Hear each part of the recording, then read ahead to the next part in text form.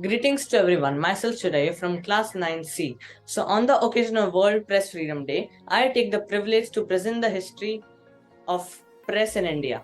So, before starting the history of press, we should be knowing what exactly press is.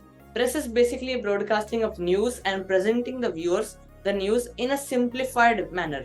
Now, this media plays a very important role in democracy. Basically, democracy means the government will function in accordance with the will of the citizens. But the media should be given enough freedom to provide information about the government and our politicians as well, or else that news would be exclusively purchased and so it won't be broadcast, and the information which is to be given to the citizens would not be given.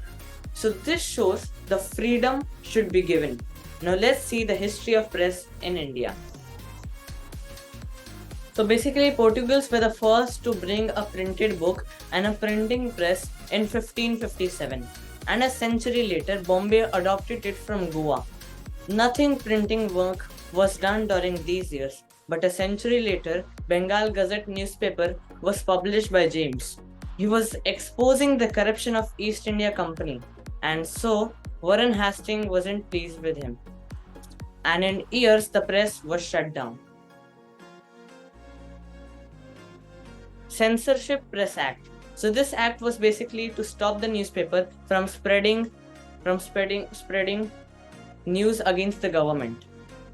And this act was actually abolished in 1818, and the first vernacular newspaper were published. So vernacular basically means the usage of the local language. For example, vernacular newspapers of Maharashtra will be in Marathi language. So like this, in this context, local languages newspapers were published. Then License Act, which was abolished in 1835. So License Act was basically that no newspaper could be published before getting license, and whoever without license publishes it, and then it's a punishable crime. And because of this, many publications were stopped.